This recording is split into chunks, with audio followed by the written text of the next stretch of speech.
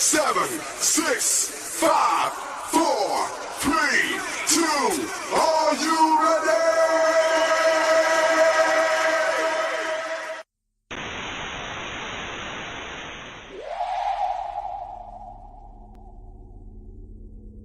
That's the Chicago way.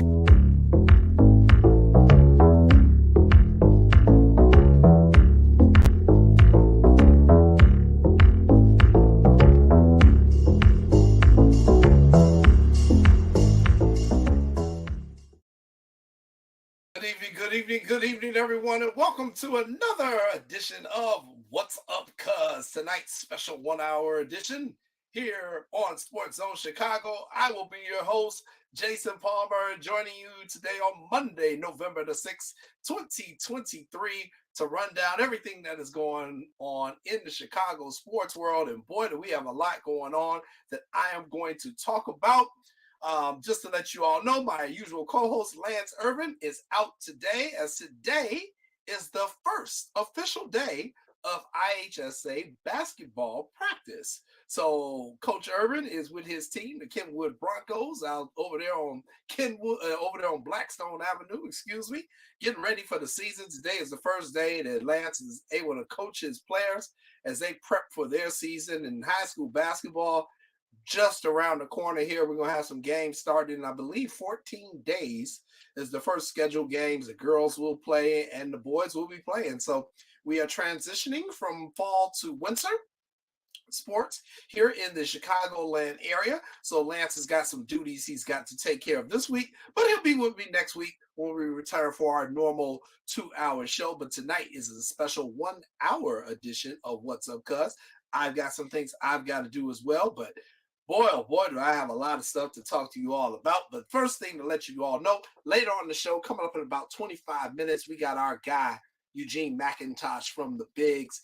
He's going to come on because we've got to talk about the breaking news that has got Chicago just up in arms today. The Chicago Cubs fired David Ross and hired from their arch rival, the Milwaukee Brewers, Craig Counsell, in a stunning move.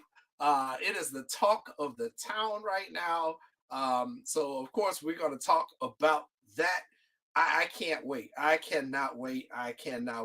Patty, you chimed in just in time. Patty and Armando, you're just in time. I wanted to tell you all happy anniversary. I know your anniversary was October the 31st, so I wanted to send you a special happy anniversary from Lance and myself today. Congratulations on your anniversary, which was last week. I hope you all had a whole lot of fun. Armando, happy anniversary to you, my brother. I know you all are out there as well. So, boy, what's up, Brandon? I know you are tuning in as well.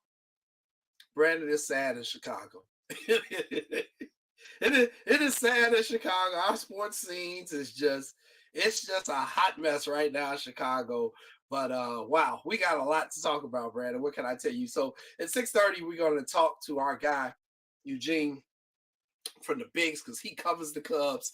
And so he was surprised, but he said he wasn't horribly surprised by this news. So he's going to get into the details of the David Ross firing and the hiring of Craig Counsell all at once. The Cubs just ripped the Band-Aid off all at once and threw the alcohol on it and said, look, this is what we're going to do. I am not mad at him.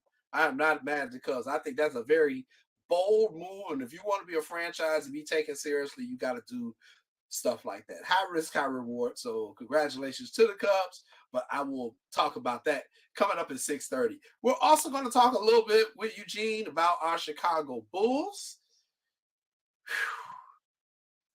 The Bulls, I said before, it had a lot of feel of the 2023 White Sox season. It really has a lot of 2023 White Sox season feeling to this Bulls team.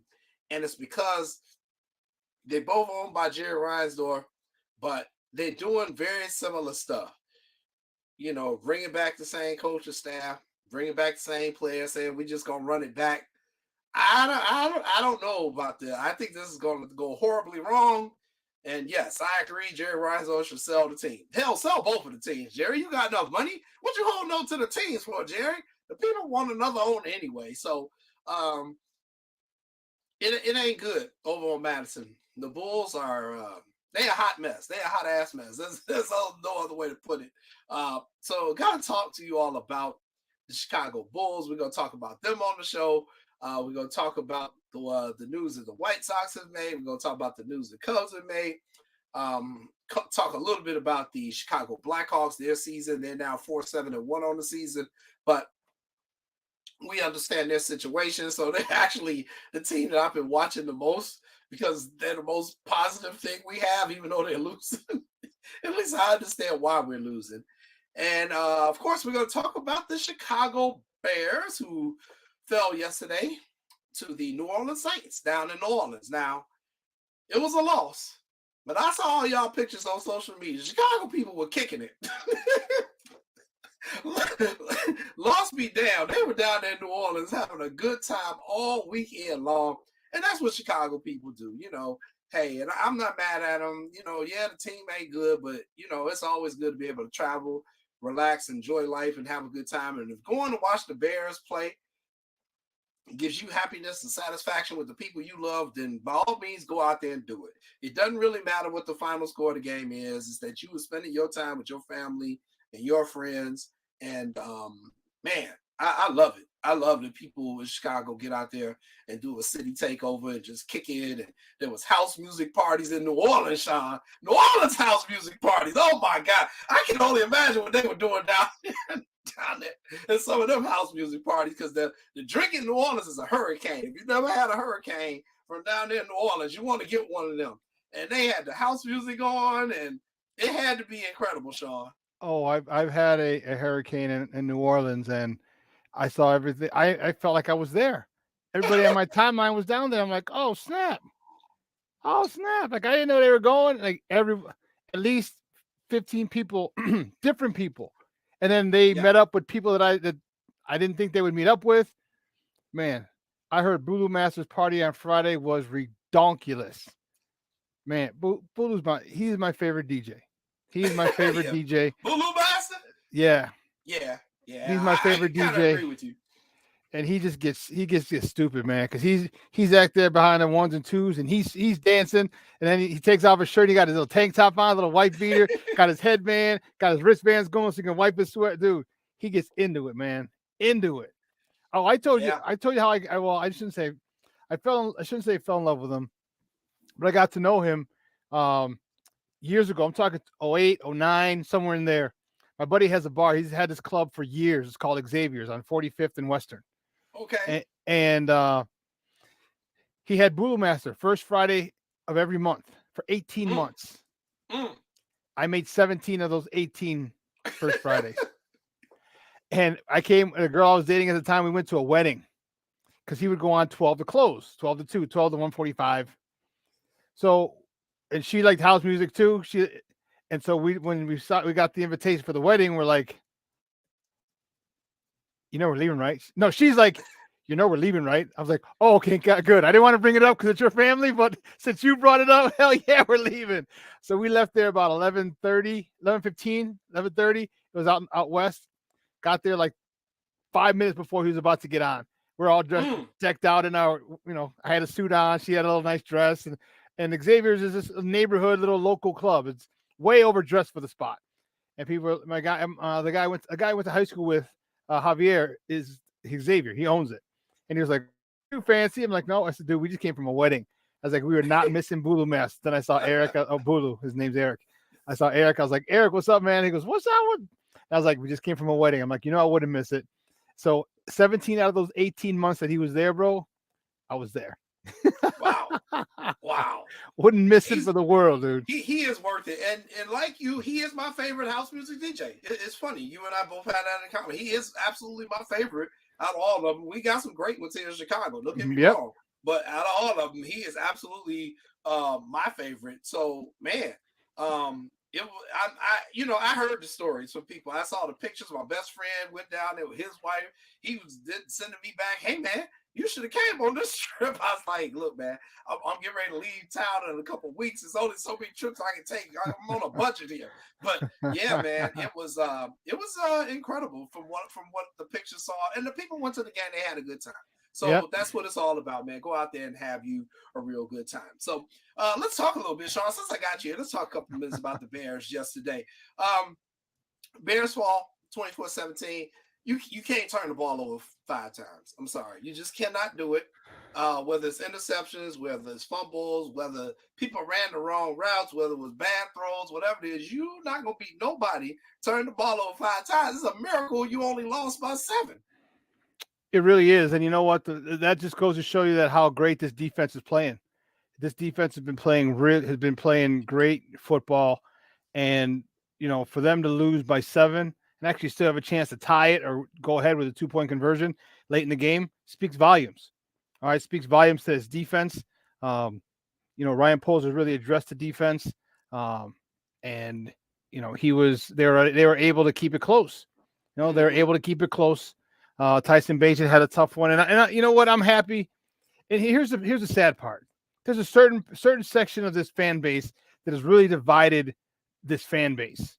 And this they're talking about. Well, Tyson. If Tyson has another good game, yesterday was Boomer Esiason. All right. Listen, if you don't watch our Bears on a regular basis, shut the fuck up. All right? Seriously.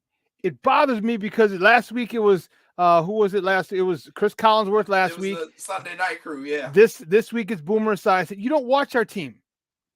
You don't watch us. You hear stuff, you go watch clips, but you don't know what the hell's going on.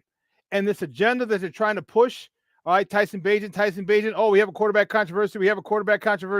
Or if he plays well, we're going to have a quarterback. No, there never was a quarterback controversy, and there never will be. Okay? Tyson Bagent is a very good backup quarterback. And if him and Justin go forward the next couple of seasons here, that'll be a great quarterback room. But I hate the narrative that the national media, local media too, are saying, oh, Tyson Bagent is this, Tyson Bagent is that. He's our QB1. Tyson is good. He's very good. He's a very good backup. He can win us a game or two. But you know what? You know what was really funny, though, Jay? People talked about, well, he had to deal with some of his teammates not making plays. He had to deal with bad officiating. He had to deal with all. And I'm like, wait a minute. So when Justin can't, that's an excuse for Justin, but it's a reason for him. Right. I'm like, come on, man. You know what? I said, now that more than anything, it shows you that it's not the quarterbacks. It is not the quarterbacks. If they're having the same issues, both of them, it's the coaching. So I think it is the coach. I think it's the coaching.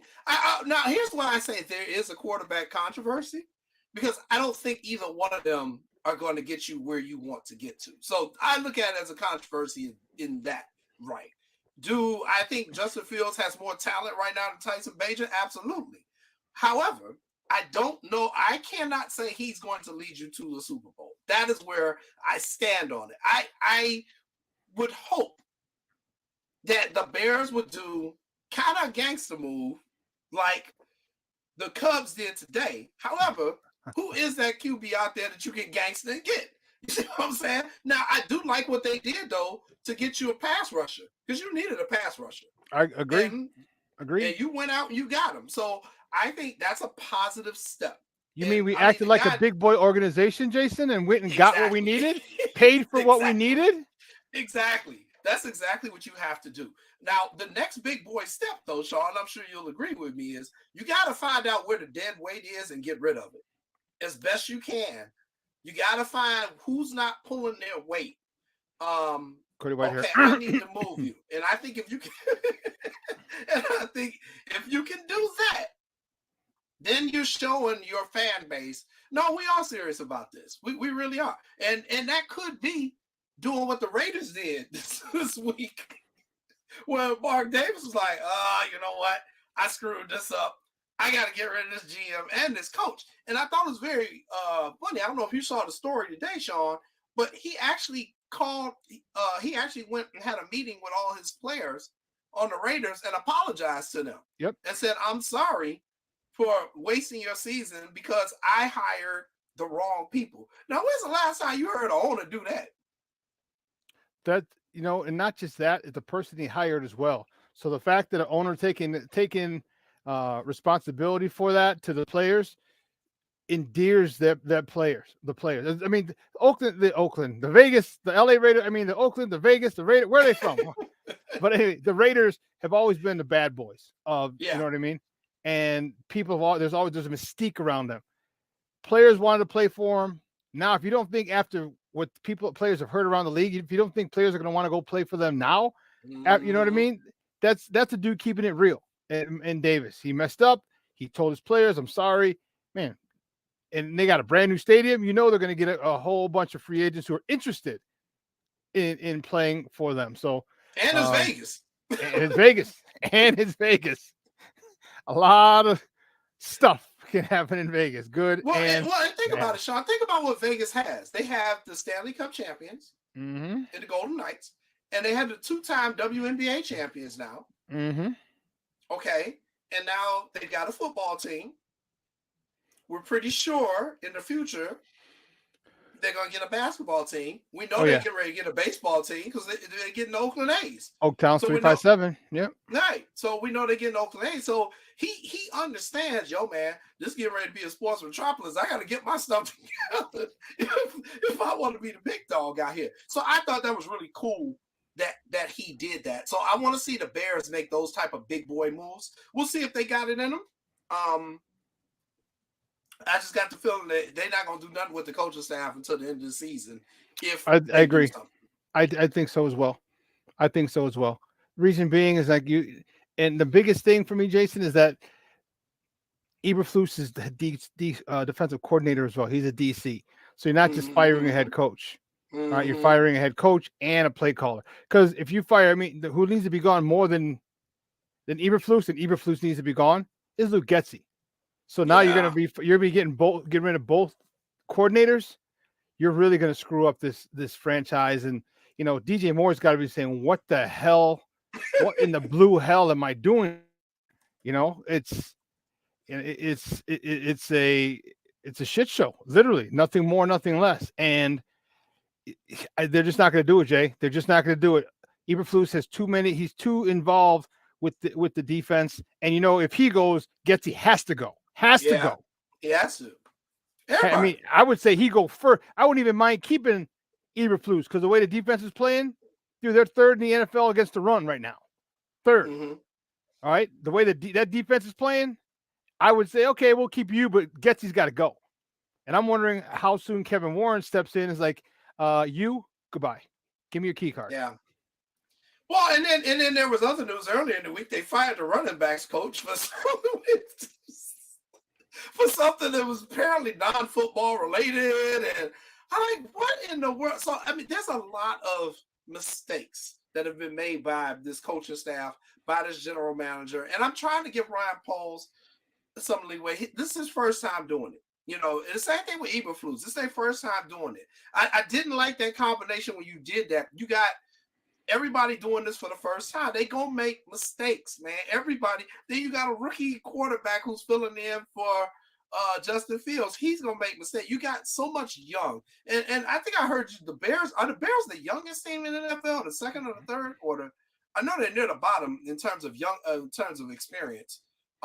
They're pretty close. Yeah, they're pretty close to being the youngest. So a lot of this is just young, stupid stuff that's happening, and you hope it clears up.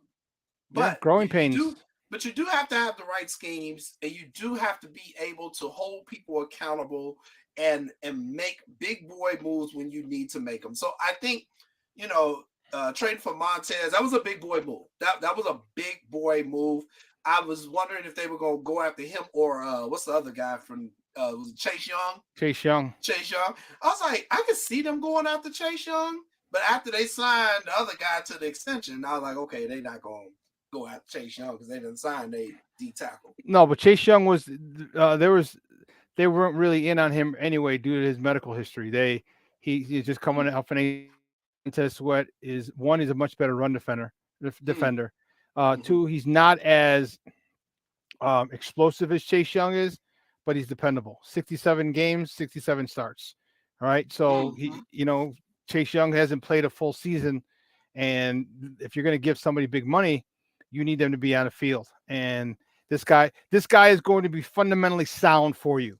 All right, Yes. he's better than than a fundamentally sound guy. He's going to give you some big plays. He had 4 pressures. He had the quarterback hit where he knocked the ball loose. Then he also had 2 tackles one of them where he chased down Taysom Hill. I still would have liked more from him. I said that earlier on my show, but you know what? I'm not going to crucify him over his first game, but yeah, he's going to make a difference. And you're right. There's no better way to say it than you did, Jay. And it's a big boy move. And also, I don't hear anybody talking because they were like, people were talking, oh, they're not going to sign him. He's going to walk. He's a rental. He's Poles needs to be fired. How are you going to sign a guy with a trade for a guy with an expiring contract? You're not going to get him signed. You're not going to get him signed. And before the game, he got him signed. So it's like people just shut the hell up. There's too many negative Nancy's going around. It's bothersome. Well, he got him signed, and he reminds me of, or who he has the potential of to me. He reminds me a lot of Julius Peppers, just his physical makeup, because he's so tall. First of all, and he's got this very long wingspan, like Peppers had back in the day. He just reminds me physically of Peppers. Now he doesn't have that skill set just yet. No, definitely not. But just his physical presence, when I look at, I'm like, yeah, he's like 6'7", he got that long wingspan, he can reach out and grab people. So, if he's half as good as Peppers, then you got a victory there. But let's see what he does. For just being there 3 days and having to move, I thought it was very interesting. He's renting the place Chase Claypool had. Yep. When he was here. So I think a lot of people don't think about that stuff when these guys are traded. You got to uproot your whole family. You got to find a place to live. You don't even have a driver's license yet to stay. I mean, it's a lot of stuff that happens when you get traded like that in the middle of the season. So, hopefully, they got a game this Thursday, right? We're playing Thursday. Panthers against on Thursday. So he's going to have no time to get his life settled here in Chicago before he has to get right back to work. But, give him next week. He'll be a little bit more settled, get some things taken care of, and we'll see what he does. But I think. And don't forget, he'll have 10 days afterwards. So you know what I mean? Yeah, so he'll have after Thursday, he'll have Friday, Saturday, Sunday. Maybe show up on Monday, but then they're off Tuesday. So he's got quite a few days. He's already found out where he's going to live, so he's got that taken care of. So anything else, he's got some time. He'll have 10 days to kind of settle in, because again, people forget there's a human element to it, to a trade. And because you don't get a chance to pack, you got to grab a couple of things, and I gotta go. I gotta hop on a plane now. So, he'll be once he gets settled. I'm gonna expect a lot more from him after Thursday's game. The next game, I'm gonna expect a lot more from him. Yep, and you should. But yeah, I'm sure all professional athletes, they gotta have a bug out bag. Gotta have your bug out bag ready, people, because you're gonna have to bug out at any given time. So good job. All right, thanks, Sean. All right, I'm going to talk a little bit before my guest comes on in about 7 minutes. I'm going to have Eugene McIntosh come on and talk about the big Cubs deal today. White Sox news first. Let me get to White Sox news. I wasn't surprised about this move, and I understand it. The Chicago White Sox decided to let Tim Anderson walk. So Tim Anderson will head to free agency.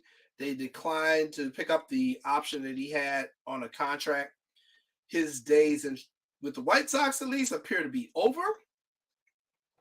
It seems that because he had such a poor season this past season, his trade value was pretty much nothing.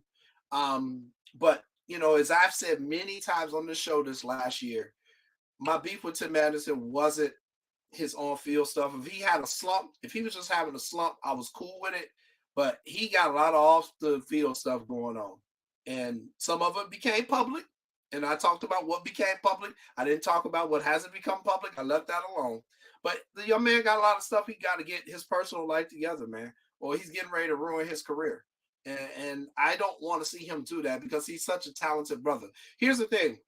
Baseball is a very difficult sport. You don't get to the level that he got to, and then the very next year just fall off a cliff. It don't work like that, man.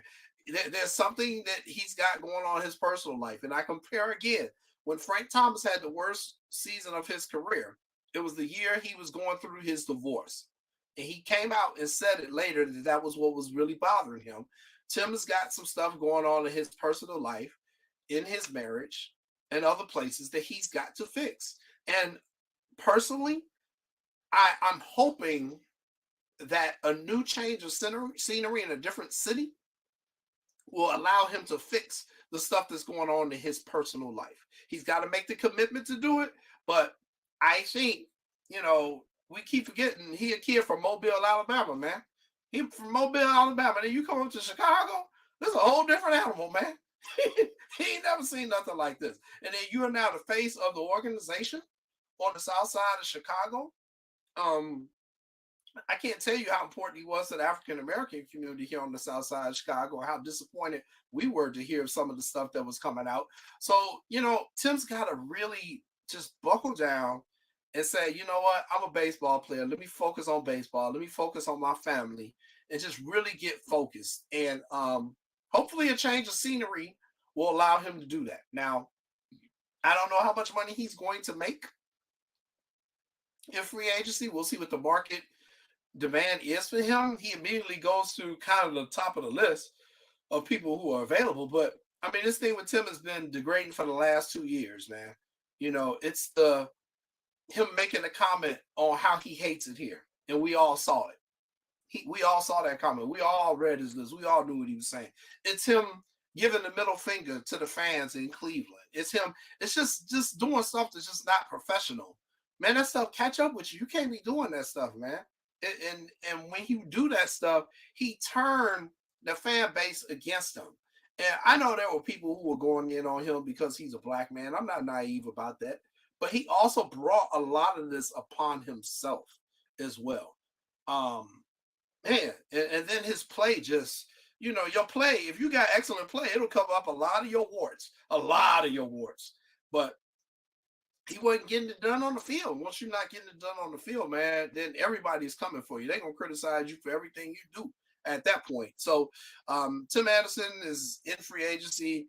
Have no idea who the hell the White Sox are going to put at shortstop in the spring. We'll see if they're bringing up somebody from the minor leagues, if they're doing a trade. I have no idea. But Chris Getz is, exercised that option. This also, along with Daryl Boston, is not going to be the first base coach. Also, Yasmani Grandal, he will be gone next season. The White Sox, they have some catchers in the farm system, so we'll see what happens with that. But I mean, it's just a mess right now on the South Side, and it's not fun to be a White Sox fan right now. You have no idea what this organization is doing, and we can't get answers because they canceled Sox Fest. So it's not looking good right now on the South Side, and we have no answers for you. We'll just try to follow them as best we can because I have no idea what the heck the White Sox are going to do as an organization. But it is what it is. We'll just kind of watch it as best we can. Special note, has nothing to do with sports, but I try to look out for my people and people look out for me. And Sean informed me a couple of weeks ago about one of our good friends who was facing a medical challenge, and he is out of the hospital now. He is doing a lot better. I talked to him today. So get well soon to my guy, Berto. Berto, you scared the hell out of me, bro. You really scared the hell out of me. And I told you I'm going to kick your ass when I see you. Because I told you to take better care of yourself. So you still got something coming right now. You healing. But in true Berto style, he decided to post on Facebook him wearing this shirt. And I'll let you all read it for yourself. And any of you who know Berto, and you looked at it, you say, yeah, that sounds like something he'd say to us after he survived us. That is exactly a Berto saying. Exactly a Berto saying. So, yeah. If you know Berto, you know that shirt is apropos. Let me tell you. There could be no more perfect shirt for that situation and for what he went through. So, yeah, really I text him every day too as well, just to check on him, see how he's doing. And you know what, we're glad, we're still glad, they're glad that he's still here. And the quick action of the people there, really saved his life. So we're happy. So he decided to dance with the devil And the devil let him go. I don't know how he lived, but he danced with the devil and survived. So congratulations on that, Berto. I'm sure you got great stories, and we're just glad that you are around. So continue to rehab. All right, it is 6:30. It is time for our guest. Because man, we got to talk about this. I was surprised by this news today when I found out about it. I didn't see this one coming. And just like the Bears made a big boy move earlier in the week, so did the Chicago Cubs. And I did not see it happen. I think what was so shocking about it is that it was a 2-for-1 deal. It wasn't like one part of the news. It was like, boom, boom. We fired David Ross. Boom. And we hired Craig Counsell. Boom. I was like, oh, they hit them with the 1-2. Okay, Jed Hoyer, I hear you. It's a big boy move. It doesn't mean that it's going to work out. However, you know, like I say, risk, reward. The Cubs are taking the risk. They want to see the reward. And joining us to talk about it is our guy from the Bigs because he covers the Cubs. Eugene McIntosh. Gino, what's up, man? How you doing? Jason, what's good, my brother? Glad to see you, man. Everything is well this way. I'm at the United Center. You know, the Bulls are taking on the Utah Jazz tonight. We all know what to expect here, but we're not talking about the Bulls. We are talking about the Cubs and the huge move today, man. So let's get to it. Yeah, let's talk about the Cubs. So when I texted you earlier, when I found out the news, I said, Eugene, are you shocked by this? And your reply was, I can see it. I'm still surprised, but I can see it. Tell me what you thought of the move. I'm not going to act like I wasn't surprised. I'm pretty sure 100% of whoever heard the news and is part of Cubs Nation, or if you're not a part of Cubs Nation, when they heard the news, I'm pretty sure everyone was surprised. But when you think about Craig Counsell, and a lot of the thought was that once his contract was up in Milwaukee, you know, he has 2 college kids, 2 high school kids. Maybe he wanted to spend some time with his kids. But there were rumors about him becoming the New York Mets manager, because we all know the same guy that hired him in Milwaukee is now in New York. So there was rumblings of that. But, you know, Jed Hoyer, man, put on his big boy pants and made the big move. I remember earlier this season when Milwaukee was in Chicago, we talked to Craig a little bit. Craig is really guarded, a really personal person, so he doesn't really let a lot out. You know, we talked to him. Jesse Rogers from ESPN was kind of poking fun at him. They got a good relationship, and Jesse was basically like, "Man, what you thinking about? You know, what's your next spot?" And you know, Craig didn't give anything. But what I do know is that Jed Hoyer and the people in charge over here do know Craig Counsell's agent. So I'm pretty sure they had some contact with the agent.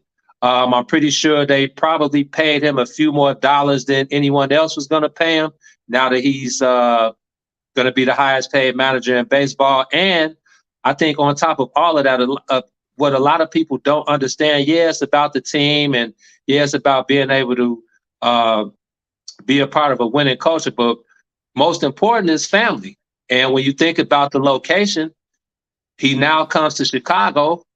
Maybe his kids and the family can still live in Milwaukee. His kids can still go to the same high school, and he's only 90 miles away from home. So I think it's a really big move by Jed Hoyer, a really ballsy move. I don't think anyone else around town has those type of balls to pull something like that off. And I'm a huge fan of Craig Counsell. I was a huge fan of him as a player, and especially as a manager. I think he got the most out of those decent at best Milwaukee Brewers squad. We all know about their starting rotation and how loaded they were. But as far as the other side, the offense, those teams were decent at best. And I think he maxed out his talent. So it's great to see Jed Hoyer pull that, and I'm interested to see what these guys can do moving forward. David Ross, do you think he saw this coming? I do not think Ross saw it coming. I'm a huge Ross guy, as you know. What a lot of people don't. Okay, sure, Ross had some questionable decisions as far as his lineups and some of the decisions he made down the stretch. I'm pretty sure The couple times they were in the playoffs, yeah, he made some bad moves. Did that actually cost them the playoff losses? Who knows? That's not for me to judge. I'm a huge Ross guy. I think he's a really good manager. I do think he'll find somewhere else if he wants to continue managing.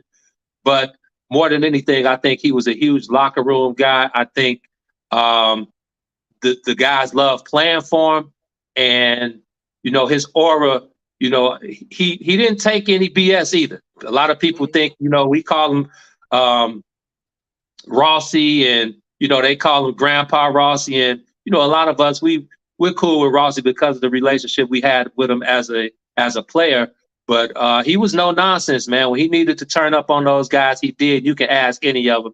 He showed no favoritism. Yeah, he showed some loyalty to, some of the older players and some of those guys. But at the end of the day, I think Ross did a really good job in his tenure. I think it was 4 years. But I definitely think he did not see this coming. I don't think anyone saw it coming. But give kudos to Jed Hoyer and the Cubs brass. I heard that they did meet up with him face-to-face to give him the news that he didn't have to hear about it over Twitter or from a phone call. So that was huge for that. So let me ask you this. I think of this when I look at this, and I was like, man, this is like, could this be a Ricky Renteria move? 100%. Same thing happened when Joe Madden became available. The next few minutes, Joe Madden has now replaced Rick Renteria as the Cubs manager. Same situation here with Rossi and Craig Counsell. And for me personally, man, I think Jed Hoyer is really trying to silence the critics, silence the Theo critics. And we all heard Tom Ricketts say that, it's not on him anymore. He said he's giving Jed Hoyer every opportunity. His checkbook is wide open for Jed to go and spend the money and make the moves. And I think they did a pretty good job this year. Do I think they missed out on a playoff spot? I do think so.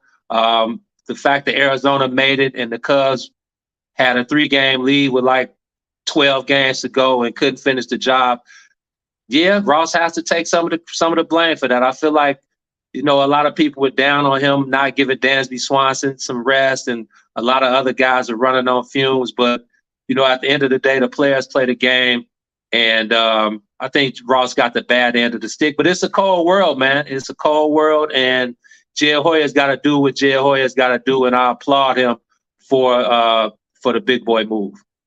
So let me ask you this. White Sox did the same thing, also with Ricky Renteria, ironically.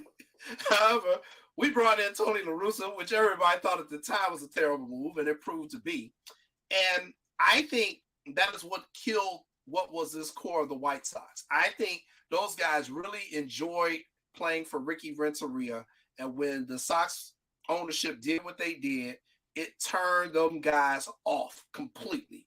I agree. Baseball, as you know, just like I do, because this is a sport we played the most, it's about chemistry. It's about keeping the morale high, because it's a long season. You got to be with these people on the road for 8 months straight and all this. Let me ask you this.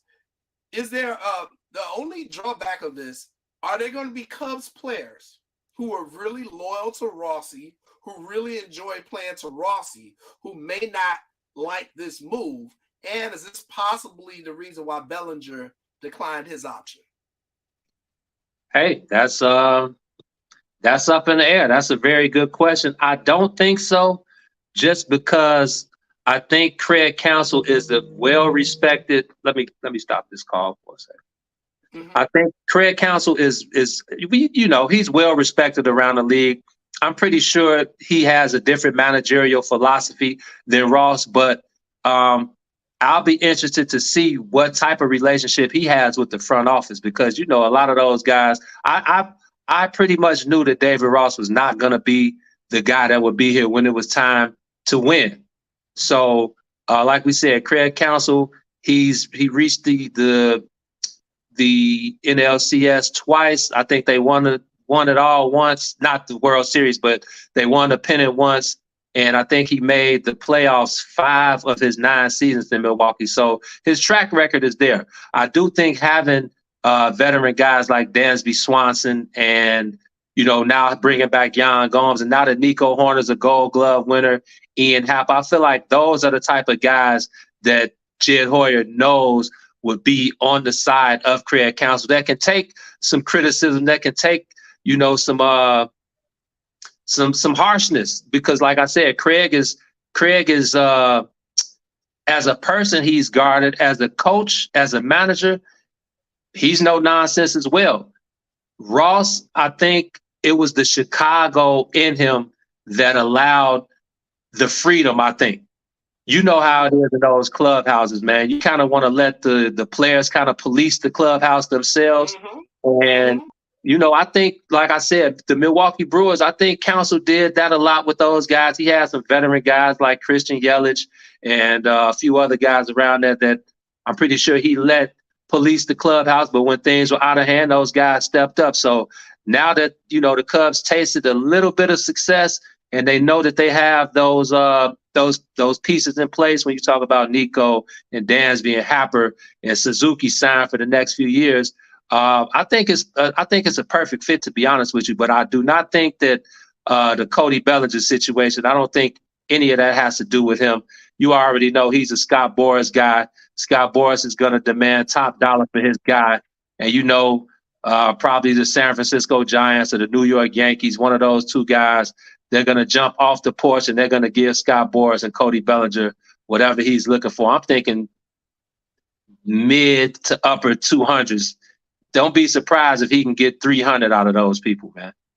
Yeah, I never doubt Scott Boras, man. Never doubt him. Let me ask you this. Marcus Stroman, not going to be back with the Cubs as well. I think the Cubs need more pitching. I think we could all agree with that. Hell, you can never have enough pitching in baseball, let's be honest. But Stroh, I know Stroh is one of your guys too. Stroh not coming back. Talk to me a little bit about him not coming back, and where do you see the Cubs going to strengthen up that pitching staff? That's a great question, man. Stroh is definitely one of my guys. Another guy who was kind of guarded. He spoke freely. What I do know about Stroh and the Cubs situation was, coming from Toronto and coming from New York, I feel like he was a little more comfortable here because Jed Hoyer and the Cubs, they kind of just let Stroh do him. There weren't too many restrictions. And as long as he performed well, there wasn't too much you could say. So I think that's what kind of led to Stroh being able to be one of the best pitchers in that first half of the season this year. The freedom and the ability to just do him. He got a bad rep coming from those other squads. If you talk to people around the league, they say he was a bad teammate, a bad locker room guy. If you ask any guy in that Cubs clubhouse, they would tell you the total opposite. He treated the media with a lot of respect. He always talked about how much he loved playing at Wrigley, how much he loved the fan base.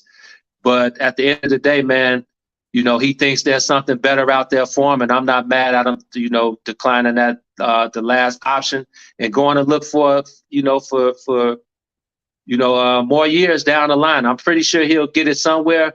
But like you said, you can never have enough pitching, and I do think the Cubs, there are a couple options out there. I'm gonna keep my mouth shut. We'll talk again next time you bring me on, Jay. I'll open up a little bit more. But I do think the Japanese guy, I can't think of his name right now. I do think he's the top priority right now for them. And there are a couple other guys on the Cubs list. But also, be on the lookout for the name that I'm hearing the most is Matt Chapman over there at third base. So don't be surprised. Yeah, don't be surprised if you hear one of the first signees for the 24th season being Matt Chapman over there at third base. That would definitely be very, very interesting. Even though it's not your beat, still in your city, you still have some knowledge about it.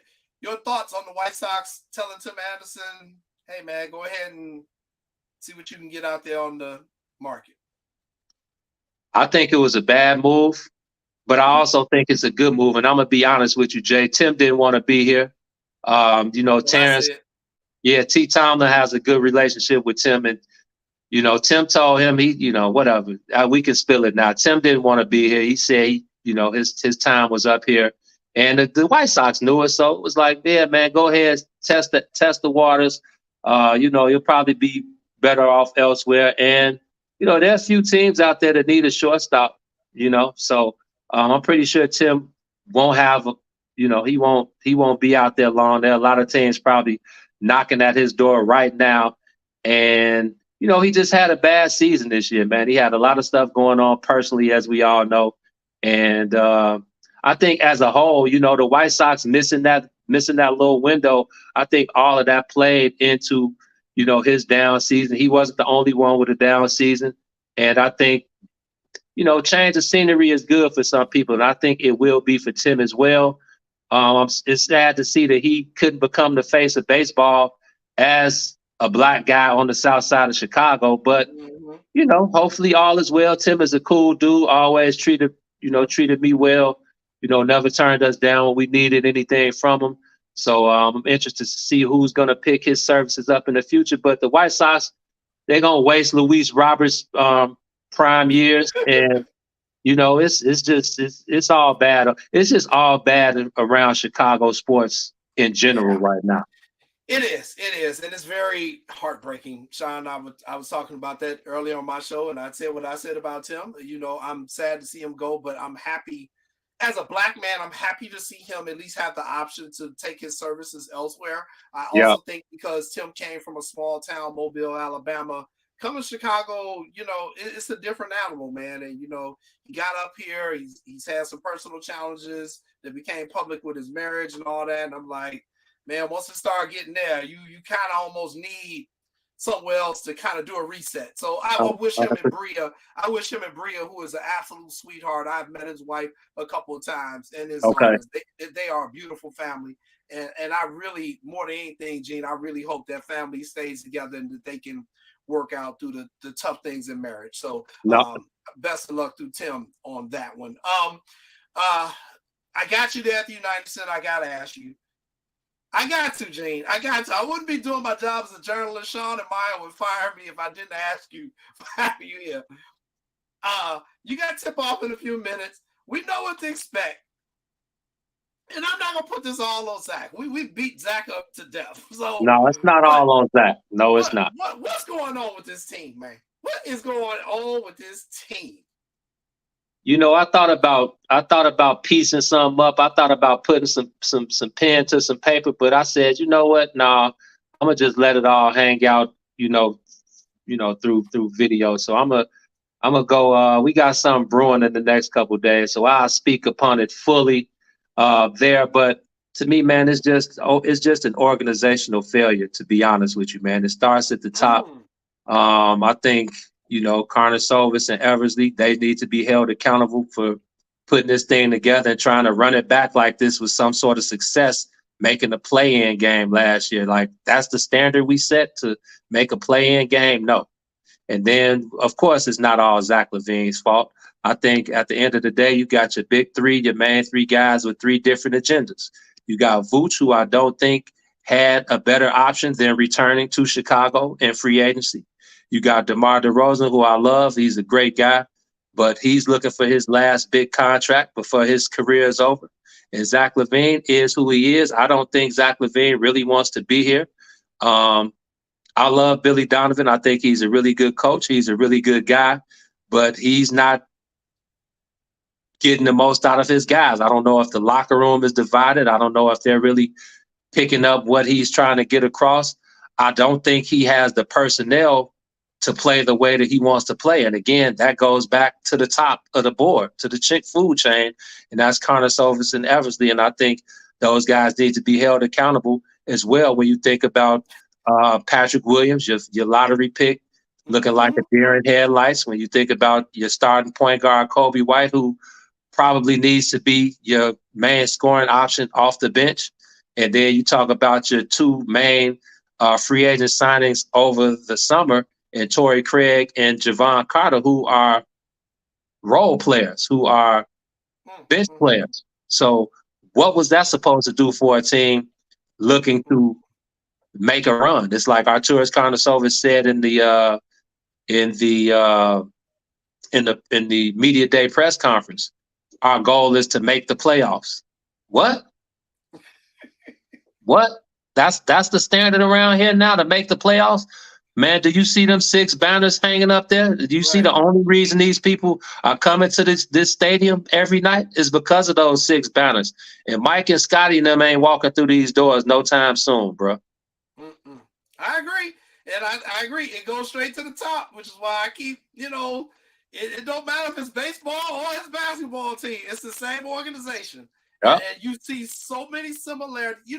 Just like you ready to put pen to paper, I'm really ready to just do an in-depth piece to just show the similarities between the Bulls and the White Sox in terms of how it's run from the top bottom. Because I think if people can literally see it, if you put the puzzle together for them, then you'll see why the Bulls are not going to be successful because they're following the same blueprint as the White Sox. It really is the same. It's just a different sport, but we'll get more into that later. But hey, man, I know you got to get ready to cover the Bulls. I appreciate you for tuning in, and I know this is a rough job for you being at the United Center, but maybe you can hang there for a couple more days, and you'll get to see this guy, Eugene, because Connor Bedard is that dude. Man, I can't wait, man. I've heard a lot. I see a lot of the press. I haven't gotten a chance to see him yet. I haven't really gotten a chance to watch the Blackhawks, but I'm interested, man. They're putting a lot of pressure on this young guy, and I think he's ready for the challenge. So something's got to give around Chicago. The Cubs are pushing up in the right direction, but other than that, Chicago sports are doomed at this moment. So Connor Bedard, if you're watching, and I know you are, come on, brother. We need some help around the shot, man. It is not looking good. And for us to be the 3rd largest market in sports, this ain't it. This ain't it, man. And we got to keep it real. We got to keep it 100 about our teams. And, man, I appreciate you always keeping it a buck. I know I know you give the Cubs a hard time, but you've been around for just as long as I have, man. And we've seen these teams. We've seen them reach the pinnacle. We saw what Chicago sports was like when everybody was at their peak. And it's no short stopping now. So we need to get back to glory, man. I agree. Thank you, everybody. Follow Eugene in the Bigs Media. Follow them online on Twitter. Follow them, man. They got some real good stuff, man. And I keep telling every time Eugene come on show, I tell people, man, you got to get news from different voices and different people, man. And Eugene and I have a similar style. And when we talk to athletes, we interview them differently. They're going to tell us stuff that they ain't going to tell a lot of these other media outlets because they're just comfortable in talking to us because we come from the same place many of them come from. So, 100%. Tune in to all sorts of different type of media outlets and definitely check out the Bigs Media. Thanks a lot, man. Have a good one. No doubt, brother, man. Y'all have a good one, man. To tell Sean and Maya I said what's up. One love. Will do. Peace out. Yep. All right, that was Eugene McIntosh, everybody from the Bigs, joining us to talk a little bit about the Cubs' big move today. He also chimed in a little bit of White Sox, a little bit of Bulls. It's just like Sean, Sean not trying to get similar guests, people who can talk about multiple topics. It really helps us, especially as a smaller media market, smaller media outlet. When we get people who can talk about a whole bunch of different things, it's a really, really good thing. One thing I did want to mention about Craig Counsell, they did announce the terms of his contract, and he making some money. He getting 5 years, $40 million. He's got the richest contract ever given to a Major League Baseball manager. Our good buddy Ozzie Guillen Jr. has got some questions about that contract that he's been talking about, seeing that Counsell has never been to a World Series or won a World Series. He's like, man, you paying that dude a whole lot of money. And you got Bruce Bochy, who now just won the World Series again. And he's not making that type of money down there with the Texas Rangers. And Grandpa Bruce, man, he kept it real. He's like, I ain't coming back just for no nonsense. And there he is. There's Bruce with a World Series trophy. And Sean is getting ready to have another conniption because he told the White Sox to at least call the man. At least send him a text message, White Sox. Jesus Christ, you can't. He was available 1 year ago today, Jason. He was available. A text message. That's all I want, Sean. Something. A messenger. Tweet him. Send him a tweet. Something. But hey, you know what? Let's have a three-time World Series manager available to us and not interview him. That's a great way. So what that really tells you, you ain't trying to win. You ain't trying to You win. ain't trying to win. The Cubs, they're trying to win. Yep. This manager has never been to a World Series. Doesn't have a World Series title if he's never been there, and they made him the highest paid manager. Why? Because they believe in him. Because he's been successful in places he's been at in Milwaukee, and they're like, okay, we want you. We think you're a good fit. We ain't gonna mess. We're gonna haggle around money. Money gets in the way of a good time. All right, money can get in the way of a good time. What do you want? You want this? Bang! It's done. Unfortunately, the Cubs are acting like a big boy organization. Yeah, it is. And, I keep telling everybody, White Sox and Bulls ain't going to get no better until Jerry Reinsdorf is no longer in charge. I'm sorry. Bingo. And, I love him, but he got to go. And he ain't trying to go nowhere. So, I'm keeping my money in my pocket, Sean. You went to like a few, how many games you go to this year? I think 3. I went to opening I only day. went to one. And the last game I went to was the $1 one. It was the $1 one. Yeah. And how many games do you usually go to a year? How many White Sox games you usually go to a year? Between 10 and 15. Yeah. We're battling the same on that. Yeah. And the fact that we only went to, if that don't ring true, I don't know what to tell them. I really don't. So I'll just ask you this. When was the last time you've been to a Bulls game?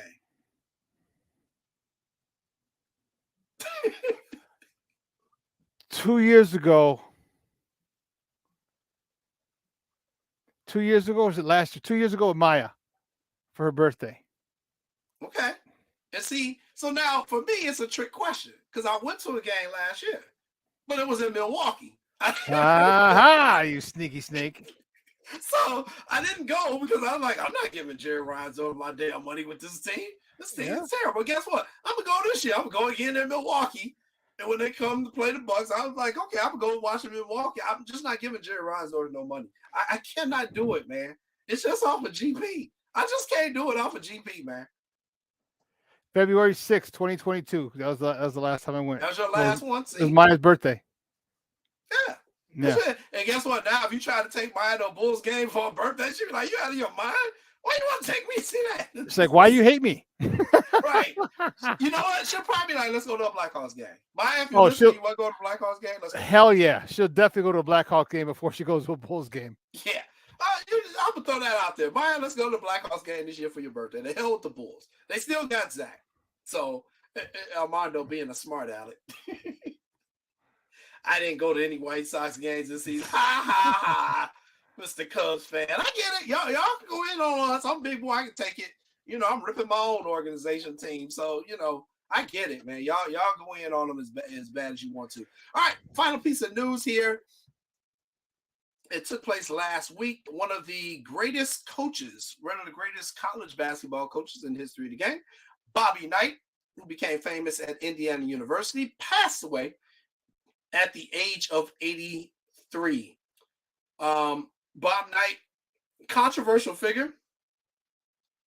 Some of the stuff he did and some of the stuff he said back in his day, if he did it in 2023, the man would probably be in prison because society has definitely changed. That said, he was a great basketball coach. He was a great motivator, even if that motivation came through pure terror and fear. He got the most out of his players. I remember when Lance and I had AJ Guyton on this show a little bit, like maybe about a year ago. And one of the things that AJ said that really struck me was he's like, everyone thought that Bobby was this big X and O's guy because of his personality. And while he did know some X and O's, he said for the most part, he kind of let us do our thing. He had a system, but he kind of wasn't really tripping on that. But he didn't want you to do dumb stuff. He didn't want you to do selfish stuff. He wanted you to do stuff for the team. He said he wasn't really a big X and O's guy, but he was definitely a motivator. He was definitely a disciplinarian. He also taught at Indiana University, which I think a lot of people don't realize. I believe he was a phys ed teacher, if I'm not mistaken. Just a straight old school guy, man, a phys ed teacher, worked at the university and beloved by that university. And, when he was removed from his position by Miles Brent back in the day. It was almost a mutiny on their campus.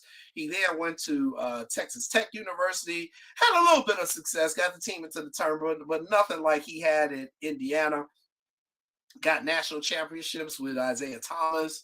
Calvin Chaney, was Calvin Chaney on one of the championships? I think Calvin Chaney may have been on one of them. I'm not 100% positive on that. But Bobby, you know, he motivated a lot of people. He motivated a lot of people. Keith Smart was the guy. Keith Smart. Keith Smart, Isaiah Thomas in 82, and then Quinn Buckner in 76. Right. So, but Bobby, you know, he got the most out of his players. He was very well respected. But you know, when people die trying to look at their whole life, the guy was not perfect. He said some really stupid things. The Connie Chung interview being one of them, some of the stuff he said in that. But I try to look at the person's whole life because we all have different chapters in our lives. There are times when we made mistakes, and times when we've done really great things, and there are times we've just been kind of like an average citizen. So, you know, I try to look at a person's whole life when they pass away. But Bobby Knight passed away at the age of 83. So, all right, that is going to wrap it for this special edition of What's Up Cuz. Remember, the Bears play this coming Thursday. They are on Amazon Prime. If you don't have Amazon Prime, just go to the bar because it's going to be on at the bar. Might as well go and have a good time. The Bears are playing the Carolina Panthers, who are absolutely horrendous. I'm expecting the Bears to win, and I don't care who the quarterback is. The Bears should beat the living daylights out of the Carolina Panthers. The game is at home, too. It's a home game, right? Yeah, they're at home. So they got to beat the Panthers. The Panthers are terrible. We done already stole their best wide receiver. You know, we probably going to fleece them again for another first-round draft pick, as stupid as they are. Either that or Brian Burns. We'll take him, too. So you're playing the Carolina Panthers. You got to beat them there. You have to beat them. It's a Thursday night game. The whole nation will be watching. You'll be the only thing on TV. All the people who went to New Orleans, they'll be back home. They will have sobered up by now after partying down there. So everyone have a really, really good night. Have a really good week. Again, I say this again, and I don't say it lightly. There is a lot of stuff going on in this world. A ton of stuff going on in this world. So when we talk about sports, it is like a relief valve for a lot of people. It really, really is. And I understand that. That's why I try to have fun with this stuff. Even though we talk some serious stuff, I do try to have fun with this as well.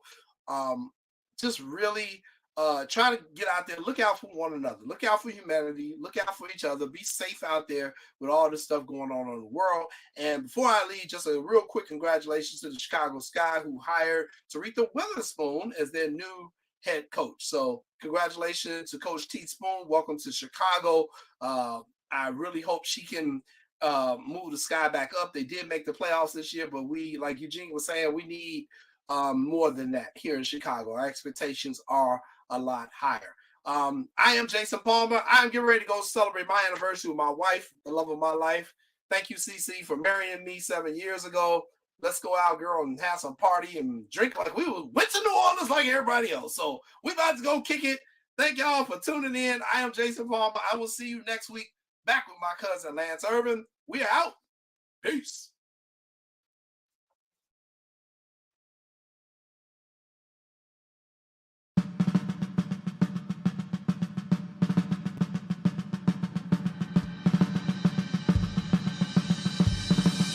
Lift every voice and sing till earth and heaven ring with the harmonies of liberty. Let our rejoicing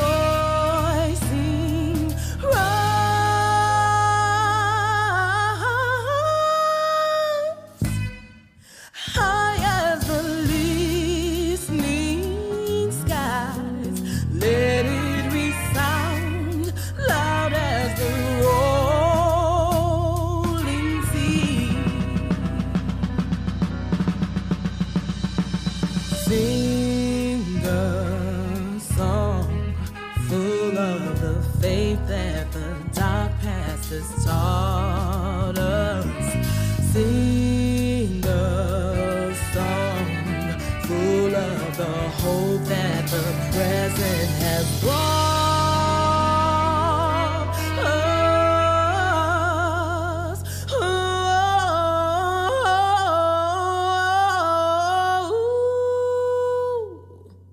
Facing the rising sun of a new day begun, we will march on to victory.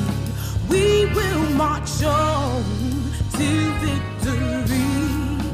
Let us march on to victory.